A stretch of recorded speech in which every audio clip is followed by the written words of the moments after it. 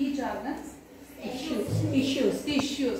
Tissues ಯಾವ್ದ್ರಿಂದ ಆಗಿದೆ cells correct okay so cells group of cells ಬಂದ್ಬಿಟ್ಟು tissues group of tissue ಅದು particular tissue ಬಂದ್ಬಿಟ್ಟು organ ಆಯ್ತು ಅದಾದ್ಮೇಲೆ ಅದರಿಂದ ಬಾಡಿ ನಮಗೆ ಕಾಣಿಸ್ತಾ ಇದೆ ಈಗ first level second level third level ಅಲ್ಲಿ ಏನೇನಾಗುತ್ತೆ ಅಂತ ಹೇಳೋಣ ಎಲ್ಲರೂ ಪ್ರಾಣಾಯಾಮ ಮಾಡ್ತೀರಾ ಚೆನ್ನಾಗಿ ಪ್ರಾಣಾಯಾಮ ಮಾಡ್ತೀರಲ್ವಾ ಯಾರ್ಯಾರು ಚೆನ್ನಾಗಿ ಗೊತ್ತಿದೆ ಪ್ರಾಣಾಯಾಮ ಮಾಡೋದು ಓಕೆ ಪ್ರಾಣಾಯಾಮ ಕ್ಲಾಸ್ ಇದೆಯಾ ಇಲ್ಲ ಓಕೆ ಸೊ ಪ್ರಾಣ ನಮ್ಮ ಬಾಡಿ ಇದು ಆಯ್ತಲ್ವಾ ಇದು ಸೈನ್ಸ್ ಪ್ರಕಾರ ಹೇಳಿದ್ವಿ ಸೆಲ್ ಗ್ರೂಪ್ ಆಫ್ ಸೆಲ್ ಇಂದ ಆಗಿದೆ ದ ಕೋರ್ ಇಸ್ ಸೆಲ್ ಈ ಇನ್ನೊಂದು ಪಾರ್ಟ್ ಅಲ್ಲಿ ಬಂದ್ರೆ ಯೋಗಿಕ್ ಲೆವೆಲ್ ಅಲ್ಲಿ ಬಂದ್ರೆ ಅವರ್ ಬಾಡಿ ಮೈಂಡ್ ಇಂಟೆಲೆಕ್ಟ್ ಅಂತೆಲ್ಲ ತಗೊಂಡ್ರೆ ಪಂಚಕೋಶ ಹ್ಯೂಮನ್ ಬಾಡಿ ಅಂತಂದ್ರೆ ಅಲ್ಲಿ ಪಂಚಕೋಶಗಳಿದೆ ಪಂಚಕೋಶದಲ್ಲಿ physical body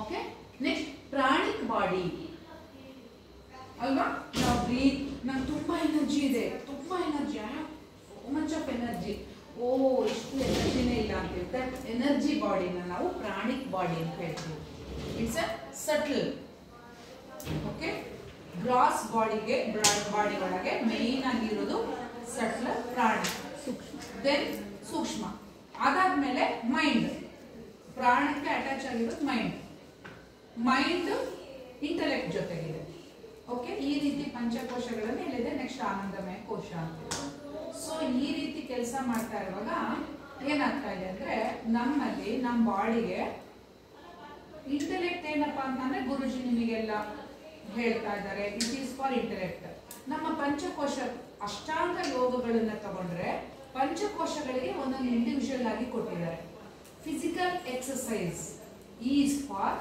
hour body muscle joints muscle ಎಲ್ಲದಕ್ಕೂ ಬೇಕು ಯಾವುದು physical asana next pranayama is our breath important ಆಗಬೇಕು ಎಲ್ಲರಿಗೂ ಅಲ್ವಾ so breath is very important ಅದಾದ್ಮೇಲೆ ಮೈಂಡ್ ಮತ್ತೆ ಇಂಟೆಲೆಕ್ಟ್ ಅದನ್ನ ಪ್ಯೂರಿಫೈ ಮಾಡೋದು ಅದನ್ನ ಸರಿಯಾಗಿ ಟೇಮ್ ಅಂಡ್ ಟ್ಯೂನ್ ಮಾಡ್ಲಿಕ್ಕೆ ಪ್ರಭುಜಿ ನಿಮಗೆಲ್ಲ ಮಾಡಿಸ್ತಾ ಇದ್ದಾರೆ ಕ್ಲಾಸಸ್ ಇದೆ ಭಗವದ್ಗೀತಾ ಕ್ಲಾಸ್ ಇದೆ ಅದ್ರದ್ದು ಮೀನಿಂಗ್ ಕ್ಲಾಸ್ ಎಲ್ಲ ಇದೆ ನೀವು ಸೈನ್ಸ್ ಕಲಿತಿದ್ದೀರಾ ಮ್ಯಾಥ್ಸ್ ಕಲಿತಿದ್ದೀರಾ ಇಂಟೆಲೆಕ್ಟ್ ಅಂಡ್ ಮೈಂಡ್ ಈಗ ಇಲ್ಲಿ ವೇದ ಮಂತ್ರದ ಮೀನಿಂಗ್ ಬಂದ್ಬಿಟ್ಟು ಇಂಟೆಲೆಕ್ಟ್ ಪಾರ್ಟಿಗೆ ಹೋಯ್ತು ಬಾಡಿಲಿ ಕರೆಕ್ಟಾ ಅಂಡರ್ಸ್ಟ್ಯಾಂಡ್ ಆಗ್ತಾ ಇದೆಯಾ ಎಲ್ಲರಿಗೂ ಇಂಟೆಲೆಕ್ಟ್ ಪಾರ್ಟ್ ಹೋಯ್ತು ಬಾಡಿ ಒಳಗೆ ದಟ್ ಪ್ರೊನೌನ್ಸಿಯೇಷನ್ ಮಾಡ್ತಿರಲ್ವಾ ಅದನ್ನ ಹೇಳ್ತಿರಲ್ವಾ ಚಾಂಟ್ ಮಾಡ್ತಿರಲ್ವಾ ಆವಾಗ ಏನಾಗತ್ತೆ ಒಂದು ವೈಬ್ರೇಷನ್ ಸ್ಟಾರ್ಟ್ ಆಗುತ್ತೆ ಬಾಡಿಲಿ ಆ ವೈಬ್ರೇಷನ್ ಎಲ್ಲಿಂದ ಸ್ಟಾರ್ಟ್ ಆಗುತ್ತೆ ಅಂತಂದ್ರೆ ಸೆಲ್ ಲೆವೆಲ್ ಇಂದ ಸ್ಟಾರ್ಟ್ ಆಗುತ್ತೆ ಬಾಡಿ ವೈಬ್ರೇಷನ್ ನಿಮ್ಮ ಸೆಲ್ ಲೆವೆಲ್ ಅಲ್ಲಿ ನೀವು ಹೋಗ್ಬಿಟ್ಟು ಈಗ ನನಗೆ ಕೈ ಎಲ್ಲೋ ಗಾಯ ಆಗಿದೆ ಬರ್ಸ್ಕೊತೀರಾ ನೋವಾಗಿದೆ ಹಿಂಗೆ ಮಾಡ್ಕೋತೀರಾ ನೀವು ಸೆಲ್ ಲೆವೆಲ್ ಅಲ್ಲಿ ಹೆಂಗ್ ಸರಿ ಮಾಡ್ಕೋತೀರಾ ಮಾಡ್ಕೊಳಕ್ಕಾಗುತ್ತಾ ಆಗುತ್ತಾ ನಿಮ್ದು ಹಾರ್ಟ್ ಸೆಲ್ ಒಳಗೆ ಹೋಗಿ ರಿಪೇರ್ ಮಾಡಕ್ಕಾಗುತ್ತಾ ಆಗುತ್ತಾ ಅಲ್ಲಿ ಸ್ವಲ್ಪ ಸೊ ಏನಾದ್ರು ಈ brain cells are very important ಯಾಕಂದ್ರೆ ಇಲ್ಲಿ ನ್ಯೂರಾನ್ಸ್ ಇದೆ ನಮಗೆ ಸಿಗ್ನಲ್ ಕೊಡೋದೆಲ್ಲ ಇದೆ ಅಲ್ಲಿಂದ ಕರೆಕ್ಟಾ ಸೊ ತುಂಬಾ ಇಂಪಾರ್ಟೆಂಟ್ ಸೊ ಈ ಸೆಲ್ ಲೆವೆಲ್ ಅಲ್ಲಿ ನೀವು ಹೆಂಗ್ ಸರಿ ಮಾಡ್ಕೋತೀರಾ ಅದೇ ಹೇಳ್ತೀನಿ ಅದು ಯಾವಾಗ ಮಾಡ್ಕೋತೀರಾ ಅಂದ್ರೆ ಆ ಸೆಲ್ ಒಳಗೆ ಈಚ್ ಸೆಲ್ ಅಲ್ಲಿ ವೈಬ್ರೇಷನ್ ಇರುತ್ತೆ ಅದು ಯಾವಾಗ್ಲೂ ಏನೇನೋ ಕೆಲಸ ಮಾಡ್ತಾ ಇರುತ್ತೆ ಸೆಂಟ್ರಲ್ ನ್ಯೂಕ್ಲಿಯಸ್ ಅಂತ ಇರುತ್ತೆ ಸೆಲ್ ಅದು 1-2 ಆಗ್ತಾ ಇರುತ್ತೆ ಹಾರ್ಟ್ ಸೆಲ್ಸ್ ಎಲ್ಲ ಹಾರ್ಟ್ ಪಂಪಿಂಗ್ ಕೆಲಸ ಮಾಡ್ತಿರುತ್ತೆ ಕಿಡ್ನಿ ಸೆಲ್ಸ್ ಅಲ್ಲಿ ಪಂಪಿಂಗ್ ಮಾಡ್ತಾ ಇರುತ್ತೆ ಇದೆಲ್ಲ ಕೆಲಸ ಮಾಡ್ತಿರುತ್ತೆ ಇದಕ್ಕೆಲ್ಲ ಎನರ್ಜಿ ಬೇಕು ಪ್ರಾಣಿಕ್ ಎನರ್ಜಿ ಬರೋದೆಲ್ಲಿಂದ ಬ್ರೆತ್ ಇಂದ ಈ ಬ್ರೆತ್ ಅಲ್ಲಿ ಒಂದು ತುಂಬಾ ಇಂಪಾರ್ಟೆಂಟ್ ಆಕ್ಷನ್ ಇದೆ ಡೀಪ್ ಬ್ರೀತ್ ಇನ್ ಮಾಡಿ ನೀವು ಇಲ್ಲಿ ನೇವಲ್ ರೀಸನ್ ಗೊತ್ತಲ್ವಾ ನಿಮ್ದು ಆ ನೇವಲ್ ರೀಸನ್ ವರ್ಗು ನೀವು ಬ್ರೆತ್ ಹೋದಾಗ ದಟ್ ಪ್ರಾಣಿಕ್ ಎನರ್ಜಿ ಏನಾಗುತ್ತೆ ಇಲ್ಲಿ ಪುಷ್ ಮಾಡಿದಾಗ ಪ್ರಾಣಿಕ್ ಎನರ್ಜಿ ನಮ್ಮ ಬ್ರೈನ್ ಸಿಸ್ಟಮ್ಗೆ ಚೆನ್ನಾಗಿ ಬರ್ತಾ ಇರುತ್ತೆ ಔಟ್ ಮಾಡಿದಾಗ ಪ್ರಾಣಿಕ್ ಎನರ್ಜಿ ಕೆಳಗೆ ಹರಿಯುತ್ತಿರುತ್ತೆ with your spinal cord is the main stream channel ಯಾವುದಕ್ಕೆ ಪ್ರಾಣಿಕ್ ಎನರ್ಜಿಗೆ ಆ ಪ್ರಾಣಿಕ್ ಎನರ್ಜಿ ಚೆನ್ನಾಗಿ ಹರಿದಾಗ ಎನರ್ಜೆಟಿಕ್ ಆಗಿರುತ್ತೆ ಚೆನ್ನಾಗಿದ್ದಾಗ ಈ ಸೆಲ್ ಚೆನ್ನಾಗಿ ಕೆಲಸ ಮಾಡುತ್ತೆ. Deficiency of pranic energy, cell ಚೆನ್ನಾಗಿ ಕೆಲಸ ಮಾಡಲ್ಲ, ಆವಾಗಲೇ ನಾವು ಪೇಯ್ನ್ ಅನ್ನೋದು. ರಿಪೀಟ್ ಮಾಡ್ತೀನಿ ಇನ್ನೊಂದ್ಸರಿ ಸೆಂಟೆನ್ಸ್. ಪೇಯ್ನ್ ಯಾವಾಗ ಬರುತ್ತೆ ಅಂದ್ರೆ ಪ್ರಾಣಿಕ್ ಎನರ್ಜಿದು ಡಿಫಿಷಿಯನ್ಸಿ ಆ ಏರಿಯಾದಲ್ಲಿ ಡಿಫಿಷಿಯನ್ಸಿ ಆಯ್ತು, ಕಡೆಗೆ ಆ ಪ್ರಾಣ ಅಂತ ಏನ್ ಹೇಳ್ತೀವಿ ಆ ಪ್ರಾಣಿಕ್ ಎನರ್ಜಿ ಕಡಿಮೆ ಆಗ್ತದೆ, ಸೆಲ್ಸ್ ಕೆಲಸ ಮಾಡುವ ಮೆಥಡ್ ಕಡಿಮೆ ಆಗುತ್ತೆ. ಅದಕ್ಕೆ ನಮ್ಮಲ್ಲಿ ನಮ್ಮ ಸನಾತನ ಧರ್ಮದಲ್ಲಿ ಏನ್ ಮಾಡಿದ್ರು, ಆ ವೈಬ್ರೇಷನ್ ಸೆಲ್ಸ್ ವೈಬ್ರೇಷನ್ಗೋಸ್ಕರ ಒಂದು ಮೆಥಡ್ ತಂದಿಟ್ರು. ಆ ಮೆಥಡ್ ಏನಪ್ಪಾ ಅಂದ್ರೆ ಶ್ಲೋಕ, ಅಲ್ಲಿ ಮ್ಯೂಸಿಕ್, ಸಾಂಗ್ ಮತ್ತೆ ವೇದ ಮಂತ್ರ ಚಾಂಟಿಂಗ್. ಇವು ಮೂರಲ್ಲಿ ಮ್ಯೂಸಿಕ್ ಇಸ್ ಅದು ಹೇಗೆ ಅಂತಂದ್ರೆ ಎಲ್ಲರಿಗೂ ಬರೋದು, ಯೂನಿವರ್ಸಲ್. ಯಾವುದು ಹಾಡು ಹೇಳೋದು ಅಲ್ವಾ, ಕರೆಕ್ಟಾಗಿ ಕೇಳ್ತೀರಾ, any song you can sing ಅಲ್ವಾ, ಎಲ್ಲರೂ ಹೇಳ್ಬೋದು. ಅದಕ್ಕೇನು ಅವರು ಇವರು ಆ ಥರ ಏನೂ ಇಲ್ಲ, ಕಂಡೀಷನ್ಸ್ ಏನಿಲ್ಲ, ಅದು ತಾನಾಗೆ ಬರುತ್ತೆ. ಬೇಸಿಕ್ ಅಂದರೆ ನೀವು ಮಾತಾಡೋದು ಈಸಿಯಾಗಿ ಬರುತ್ತೆ. ದೆನ್ ಸಾಂಗ್ಸ್, ಯಾವ್ದಾರು ಡೆವೋಷನಲ್ ಸಾಂಗ್, ಫಿಲ್ಮ್ ಸಾಂಗ್, ಅದು ಇದು ಎಲ್ಲ ಯಾರು ಹೇಳ್ಬೋದಲ್ವಾ? ಹೇಳಿ ನೋಡೋಣ, ಯಾರೋ ಒಬ್ರು ಒಂದು ಹಾಡು ಎನಿಬಡಿ ಒಂದು ಹಾಡು ಹೇಳಿ, ಯಾರಾದ್ರೂ ಒಂದು ಹಾಡು. ಊಟ ಆಗಿದೆ ಅಲ್ವಾ, ಚೆನ್ನಾಗಿ ಶಕ್ತಿ ಇದೆ ಅಲ್ವಾ, ಹೇಳಿ. ಹಾಡೇ ಬರಲ್ವಾ ಯಾರಿಗೂ? ಸಿಂಗ್ ಅದಿತಿ. ಓಕೆ. ಬಾವಣಕ ಪೂಜಿಸುವೆ ಬಾಗಿನಕ್ಕೆ ಕಡುಬಿವೆ ಎಡರು ತೊಡರುಗಳ ಬಿಡಿಸಿ ಕಾಪಾಡು ಬಾವಣಕ ಪೂಜಿಸುವೆ. ಓಕೆ, ಈಗ ಈ ಹಾಡು ಹೇಳಿದ್ರಲ್ವಾ, ಅದೆಲ್ಲ ವರ್ಡ್ಸ್ಗಳು ಒಂದಕ್ಕೊಂದು ಕೂಡ್ಕೊಂಡಿದೆ ಅಲ್ವಾ? ಆ ಕೂಡ್ಕೊಂಡಾಗ ಅದು ಹೇಳಿದಾಗ ಏನಾಯ್ತು, ಇಲ್ಲಿ ಗೊತ್ತಲ್ವಾ ಒಂದು ಬಾಕ್ಸ್ ಇದೆ, ಸೌಂಡ್ ಬಾಕ್ಸ್ ಗೊತ್ತಿದೆ ಅಲ್ವಾ ಎಲ್ಲರಿಗೂ? Sound box. ಆ ಸೌಂಡ್ ಬಾಕ್ಸ್ ಅಲ್ಲಿ ಏನಾಗ್ತಾ ಇದೆ, ಆಕ್ಟಿವಿಟಿ ನಡೀತಾ ಇದೆ. ಆ ಸೌಂಡ್ ಬಾಕ್ಸ್ ಏನ್ ಮಾಡುತ್ತೆ, ಬಾಡಿ ಕೆಲವೊಂದು ಏರಿಯಾನ ಏನ್ ಮಾಡುತ್ತೆ, ಆಕ್ಟಿವೇಟ್ ಮಾಡುತ್ತೆ, ಸೆಲ್ಸ್ ಒಳಗಿಂದ. ಅದಕ್ಕೆ ಹಾಡು ಹೇಳಿದಾಗ ಒಂಥರ ಎಷ್ಟು ಪ್ಲೆಸೆಂಟ್ ಅನ್ಸಲ್ವಾ ಅದನ್ನ ಕೇಳಿದಾಗ ಎಲ್ಲ, ಯಾಕಂದ್ರೆ ಆ ಬಾಡಿಗೆ ಆ ಲೆವೆಲಲ್ಲಿ ಸೆಲ್ ಲೆವೆಲಲ್ಲಿ ಆಕ್ಟಿವೇಟ್ ಆಗ್ತಿರುತ್ತೆ ಚೆನ್ನಾಗಿ. ಅದೇ ಥರ ಶ್ಲೋಕಕ್ಕೆ ಬರ್ತೀವಿ. ಶ್ಲೋಕದಲ್ಲಿ ಸಂಸ್ಕೃತ ವರ್ಡ್ಸ್ ತುಂಬ ಸಂಸ್ಕೃತನೇ ಶ್ಲೋಕ. ಸಂಸ್ಕೃತದ ಭಾಷೆದೊಂದು ತುಂಬಾ ವಿಶೇಷತೆ ಏನು ಅಂತ ಅಂದ್ರೆ, ನಮ್ಮ ಪ್ರಾಣ ಶಕ್ತಿಯ ಫ್ಲೋ ಇದೆಯಲ್ಲ ಅದು ಬಹಳ ಪರ್ಫೆಕ್ಟ್ ಆಗುತ್ತೆ. ಈಗ ಒಂದು ಶ್ಲೋಕ ಹೇಳಿ, ಎನಿವನ್ ಒಂದು ಶ್ಲೋಕ ಹೇಳಿ. ಹೇಳಿ. ಧರ್ಮಕ್ಷೇತ್ರೇ ಕುರುಕ್ಷೇತ್ರೇ ಸಮವೇತಾಯುತ್ಸವಃ ಮಾಮಕಾಃ ಪಾಂಡವಾಶ್ಚೈವ ಕಿಮ ಕುರ್ವತ ಸಂಜಯ ಯದಾ ಯದಾ ಹಿ ಧರ್ಮಸ್ಯ ಗ್ಲಾನಿರ್ಭವತಿ ಭಾರತ ಅಭ್ಯುತ್ಥಾನಾಮ ಧರ್ಮಸ್ಯ ತದಾತ್ಮಾನಾಂ ಸುಜಾಮ್ಯಹಂ ಪರಿತ್ರಾಣಾಯ ಸಾಧೂನಾಂ ವಿನಾಶಾಯ ಚ ದುಷ್ಕೃತಾಂ ಧರ್ಮ ಸಂಸ್ಥಾಪನಾರ್ಥಾಯ ಸಂಭವಾಮಿ ಯುಗೆ ಯುಗೆ. ಈಗ ಶ್ಲೋಕ ಏನ್ ಮಾಡುತ್ತೆ, ಇನ್ನೂ ಪ್ಯೂರಿಫೈ ಮಾಡೋಷ್ಟು ಟ್ಯೂನ್ ಮಾಡುತ್ತೆ ಸೆಲ್ಗಳು, ಇನ್ನೂ ಜಾಸ್ತಿ ನೋಡಿ. ಯಾಕಂದ್ರೆ ಹಾಡು ಹೇಳುವಾಗ ಅದು ಒಂದು ವೇವ್, ಅದು ನಮ್ಮಲ್ಲಿ ಬ್ರೈನ್ ಅಲ್ಲಿ ಆಲ್ಫಾ ಬೀಟಾ ಗಾಮಾ ಅಂತ ಇರುತ್ತೆ. ಒಂದು ಮೆಡಿಟೇಷನ್ ಲೆವೆಲಲ್ಲಿ, ಒಂದು ಲೆವೆಲಲ್ಲಿ, ಇದೆಲ್ಲ ಮುಂದೆ ಬರುತ್ತೆ ನಿಮಗೆ. ಇದು ಸುಮ್ಮನೆ ಪರಿಚಯ ಮಾಡ್ಕೊಳ್ಳಿ. ಮೆಡಿಟೇಷನ್ ಮಾಡುವಾಗ ಒಂದು ಆಲ್ಫಾ, ಏನಾದ್ರು ಆಕ್ಟಿವಿಟಿ ಮಾಡುವಾಗ ಗಾಮಾ, ಡೀಪ್ ಸ್ಲೀಪ್ ಅಲ್ಲಿ ಇದ್ದಾಗ ಒಂದೊಂದು ಹಾರ್ಮೋನ್ಸ್ ಇದು ಮಾಡ್ತಾ ಇರುತ್ತೆ ಬ್ರೈನ್ ಅಲ್ಲಿ. ಅದೇ ತರ ಶ್ಲೋಕ ಚಾಂಟ್ ಮಾಡಿದಾಗ ಏನಾಗುತ್ತೆ, ಪ್ರಾಣಿಕ್ ಎನರ್ಜಿ ಇನ್ನೂ ಸ್ವಲ್ಪ ಎನರ್ಜೈಸ್ ಜಾಸ್ತಿ ಆಗುತ್ತೆ. ಓಕೆ, ಇದನ್ನ ಸೈಂಟಿಫಿಕಲಿ ಪ್ರೂವ್ ಮಾಡಿದ್ದಾರೆ. ಅದಕ್ಕೆ ಓಂಕಾರ ಹೇಳೋದು, ಅಕಾರ ಹೇಳಿದಾಗ ನೋಡಿ ಇಲ್ಲಿಂದ ಸೌಂಡ್ ಬರುತ್ತೆ. ಈಗ ಒಂದ್ ಸ್ವಲ್ಪ ಪ್ರಾಕ್ಟೀಸ್ ಮಾಡೋಣ, ಅವಾಗ ಯು ಕ್ಯಾನ್ ಫೀಲ್. ಅದನ್ನ ಬರೀ ಹೇಳೋದಲ್ಲ, ಫೀಲ್ ಮಾಡ್ಕೋಬೇಕು. ಮಾಡ್ಕೊಳ್ಳೋಣ ನೋಡೋಣ. ಸುಮ್ಮನೆ ಅಂತ ಹೇಳಿ ನೋಡೋಣ.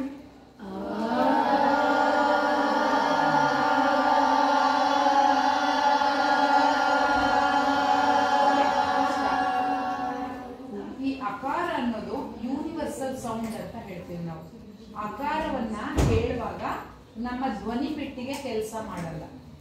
It came from the universal silence ಇಂದ ಬರೋದು. ಫಸ್ಟ್ ಅಕ್ಷರ ಅಕಾರ. ಅದಕ್ಕೆ ಏನ್ ಮಾಡ್ತೇವೆ, ಅಕಾರ ನೋಡಿ, ಹಸು ಎಲ್ಲವೂ ಹೇಳಲ್ವಾ?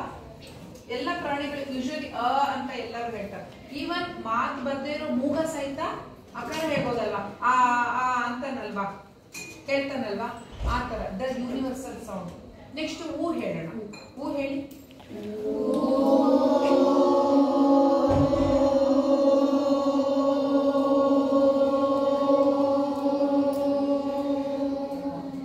ಊ ಹೇಳುವಾಗ ನೀವು ಡೀಪ್ ಆಗಿ ಸ್ವಲ್ಪ, ನಾನೀಗ ಒಂದು 4 days ನಿಮಗೆ ಪ್ರಾಕ್ಟೀಸ್ ಮಾಡಿಸ್ತೇನೆ. ಉಕಾರ ಹೇಳುವಾಗ ಇಲ್ಲಿ ಫೀಲ್ ಮಾಡ್ಕೊಳ್ತೀರಾ, ಇನ್ನ ಚೆಸ್ಟ್ ನಿಮ್ಮ ಈ ಭಾಗದಲ್ಲಿ ಉಕಾರ. ಈಗ ಇನ್ನೊಂದು ಹೇಳೋಣ, ಮಕಾರ ಹೇಳೋಣ.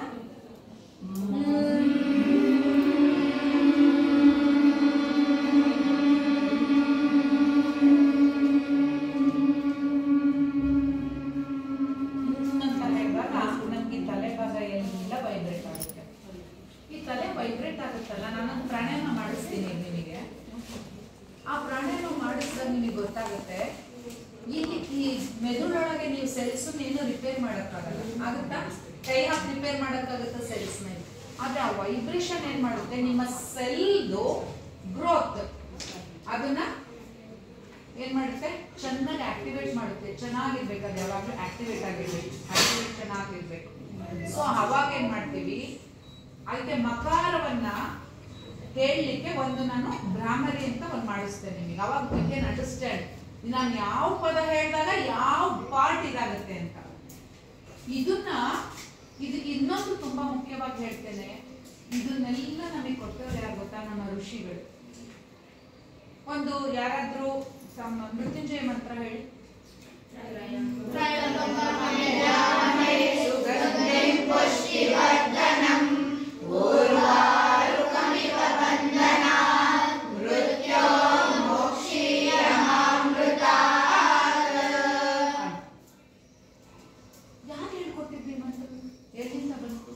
ಯಾಕೆ ಮೃತ್ಯುಂಜಯ ಅಥವಾ ತ್ರಯಂಬಕಂ ಅಂತಾನೆ ಹೇಳ್ಬೇಕು? ಇದನ್ನೆಲ್ಲ ನಮ್ಮ ಋಷಿಗಳು ನಾವು ಕೇಳಿದಿರಲ್ವಾ, ಸ್ಟೋರೀಸ್ ಅಲ್ಲಿ ಎಲ್ಲ. ಋಷಿಗಳು 1000 ವರ್ಷ ಕುತ್ಕೊಂಡು ತಪಸ್ ಮಾಡಿದ್ರು ಅಂತ ಕೇಳಿದಿರಲ್ವಾ? ಅವ್ರು ಏನ್ ಮಾಡಿದ್ರು, ಈ ತರ ಒಂದು ಪದವನ್ನ ತಗೊಂಡ್ರು, ಮಕಾರ ತಗೊಂಡ್ರು ಅಥವಾ ತಕಾರ ತಗೊಂಡ್ರು, ತಕಾರ ತಗೊಂಡು chanted regularly inside and outside.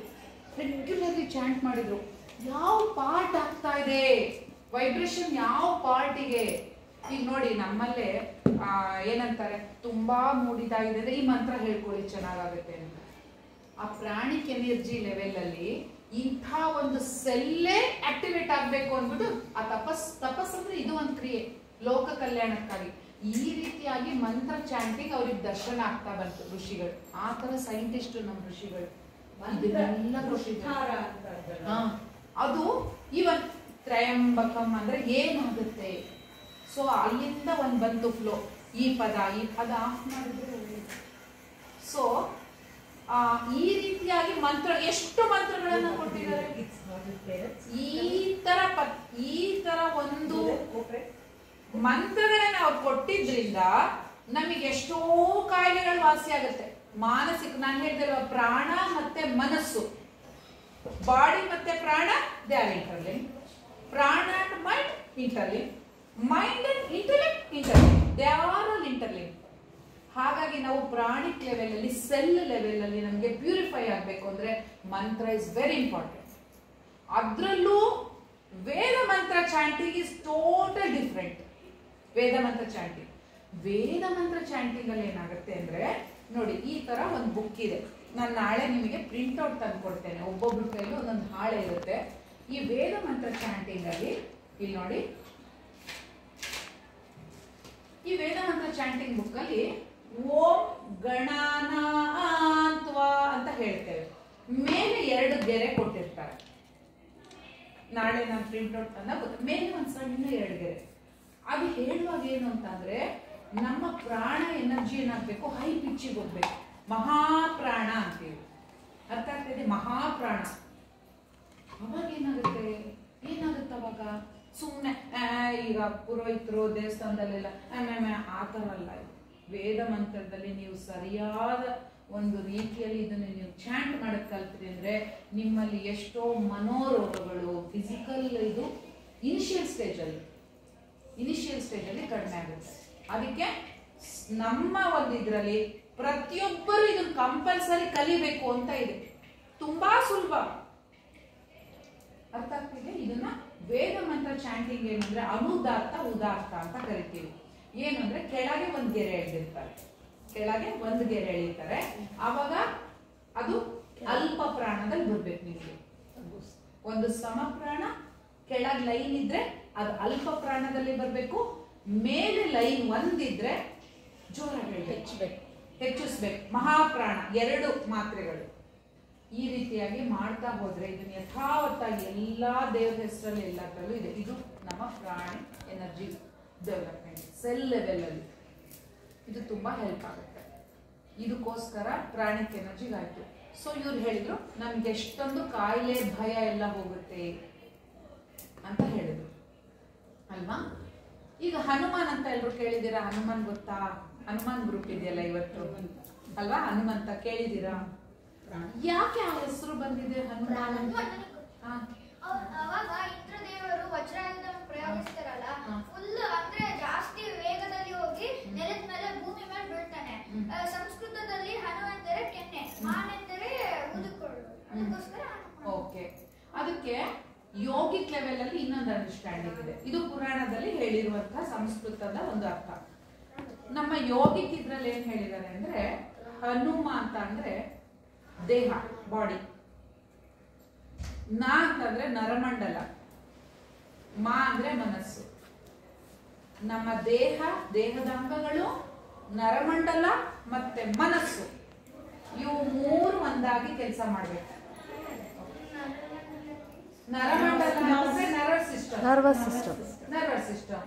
Brain ಇಂದ ನನಗೆ ಸಿಗ್ನಲ್, ನನಗೆ ಕೈ ಎತ್ತಬೇಕು ಅಂದ್ರೆ ಸಿಗ್ನಲ್ ಕಳಿಸ್ಬೇಕು. ಅದು ಕಣ್ಣಿಂದ ನೋಡಿ ಕೈ ಎತ್ತು ಅಂತ ನಾನು ನಿಮಗೆ ಹೇಳ್ತೇನೆ. ಸೊ ಈ ವಾಯ್ಸ್ ನಿಂದು ಬ್ರೈನ್ ಸಿಸ್ಟಮ್ ತಗೊಳುತ್ತೆ, ನರ್ವ್ ಸಿಸ್ಟಮ್, ಅದು ಕೈ ಸಿಗ್ನಲ್ ಕೊಡುತ್ತೆ, ಅವಾಗ ನೀನ್ ಕೈ ಎತ್ತುತ್ತೀಯ. ಆ ತರ ನರ್ವ್ ಸಿಸ್ಟಮ್ ಏನೇನ್ ತಲೆ ನಿಮಗೆ ಮಾಡಿಸುತ್ತೆ ಅದನ್ನ ಫಾಲೋ ಮಾಡುತ್ತೆ ಎಲ್ಲ ಉಳಿದಿದ್ದ ಪಾರ್ಟ್ಸ್ಗಳು.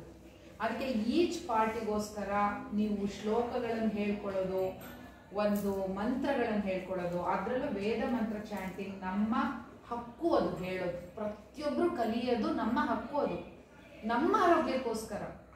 ಇದನ್ನ ಯಾರು ಪುಷ್ ಮಾಡಿ ನಿನಗೆ ದುಡ್ಡು ಕೊಡ್ತೀನಿ ಅದಕ್ಕಲ್ಲ, ಇದು ನನ್ನ ಆರೋಗ್ಯಕ್ಕೆ. ಮಾನಸಿಕ ಆರೋಗ್ಯಕ್ಕೆ ಬರೋಣ. ನಾನು ಏನ್ ಹೇಳಿದೆ, ಪ್ರಾಣ ಮತ್ತೆ ಮೈಂಡ್, ಪ್ರಾಣಿಕ್ ಎನರ್ಜಿ ಮತ್ತೆ ಮನಸ್ಸಿನ ಎನರ್ಜಿ, ಇವೆರಡಕ್ಕೂ ಒಂದು ಇಂಟರ್ಲಿಂಕ್ ಇದೆ. ಇದನ್ನ ನೀವು ಅನುದಾತ್ತ ಉದಾತ್ತ ಮಾಡಿದಾಗ ಏನಾಗುತ್ತೆ, ಮೈಂಡ್ ಸೈಲೆನ್ಸ್ ಆಗುತ್ತೆ ಅಲ್ವಾ. ನೀವು ನೋಡಿ ಯಾವುದೋ ಒಂದು ಹಾಡ್ ಕೇಳ್ತಾ ಇರ್ತೀರಾ, ಬೇರೆ ಯೋಚನೆ ಬರುತ್ತಾ? ತುಂಬಾ ಡೀಪ್ ಆಗಿ ಕೇಳಿದಾಗ ಬೇರೆ ಯೋಚನೆಗಳು ಬರಲ್ಲ. ಹಾಗೆ ಮೈಂಡ್ ಸೈಲೆನ್ಸ್ ಆಗುತ್ತೆ. ಆ ಮೈಂಡ್ ಸೈಲೆನ್ಸ್ ಆದಾಗ ಆ ಸ್ಟೇಜ್ ಏನಿದೆಯಲ್ಲ, that stage is Atmarama. The silent stage is Atmarama. ಹಾಗೆ ಈ ಕ್ರಿಯೆಯನ್ನ ಹನುಮ ಅಂತ ಕರಿತೀವಿ. ನಾವೆಷ್ಟೋ ಹೇಳ್ತೀವಲ್ವಾ, ಹನುಮನ್ನ ಚಾಲೀಸ, ಹನುಮನ್ ಹೇಳ್ಕೊಂಡ್ರೆ, ಹನುಮಂದು ಮಂತ್ರ ಹೇಳಿದ್ರೆ ನನಗೆ ಭಯ ಕಡಿಮೆ ಆಗುತ್ತೆ ಅಂದ್ರೆ, ದುಷ್ಟ ಶಕ್ತಿಗಳು ಅಂತಂದ್ರೆ ನಮ್ಮೊಳಗಿರುವಂತಹ ರಾಕ್ಷಸಿ ಗುಣಗಳು.